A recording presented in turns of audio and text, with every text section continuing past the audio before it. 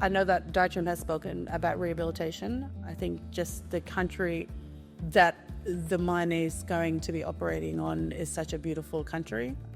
And just to see it continue to be the same for generations to come, we know that sand will always come and the sort of environmental impact side of it will be covered, but just to ensure that 5 generations from now, we've got younger people and hopeful that'll continue doing the same things that we're doing, going and visiting country and seeing and taking in the uniqueness of it.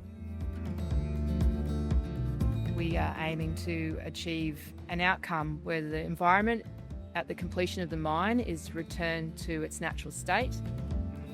Diatreme is not going to destroy hectares of forest. The rainforest is not a continuous forest there. It's only isolated pockets in between the dunes and sometimes on the crest of the dunes. So that is why the impact will be minimal. As they mine, immediately they're going to revegetate, so that in 10 years, it will be very difficult to say that's a mined area, that wasn't a mined area, and that is the whole idea. Revegetation, to see it come back to how expect it to be again. Not only that, I want to protect my animals on my country there today. The largest innovation we've applied here in relating to floristic mapping is undertaking a structural assessment of different vegetation characteristics. So we're talking things like canopy heights, diversity of foliage within that strata, and also understory complexity indexes. The key benefit is ensuring that we're protecting the habitats that matter.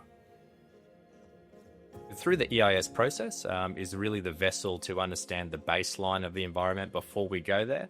And importantly, we now then apply the impact of what it will look like once the mine's developed.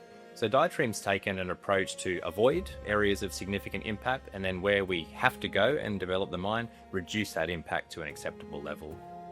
As we start to come to the finalisation of our draft EIS now, it's really a critical point of the project to take all of our assessments and work today and pass it through to the government to make an initial adequacy check or assessment of the project to make sure that we've done enough and we've studied and we understand the benefits and the impact of the project.